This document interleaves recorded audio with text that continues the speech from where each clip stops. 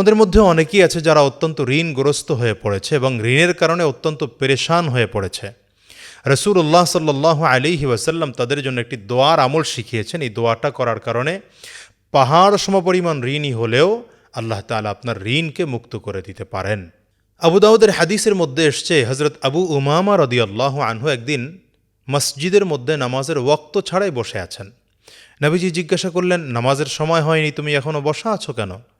তো হযরত আবু উমামা রাদিয়াল্লাহু আনহু বললেন, ইয়া রাসূলাল্লাহ, ঋণের কারণে আমি অত্যন্ত পেরেশান হয়ে আছি, পেরেশানির কারণে এখানে বসে আছি। তো নবীজি সাল্লাল্লাহু আলাইহি ওয়াসাল্লাম বলেন, আমি কি তোমাকে একটা দোয়া শিক্ষা দেব, যেই দোয়ার কারণে আল্লাহ তাআলা তোমার টেনশনকেও দূর করে দেবেন এবং ঋণকেও মুক্ত করে দেবেন? হযরত আবু উমামা রাদিয়াল্লাহু আনহু বললেন, হুজুর, শিক্ষা দিলে তো অনেক ভালো হয়।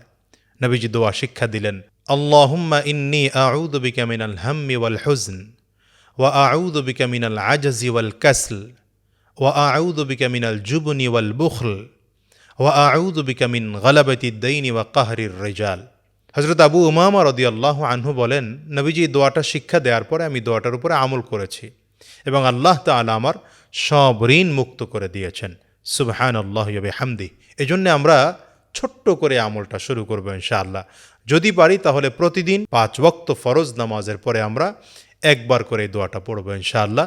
আশা করি আল্লাহ তাআলা আমাদের ঋণগ্রস্তদের সকল ঋণ আদায় করার ব্যবস্থা করে দেবেন।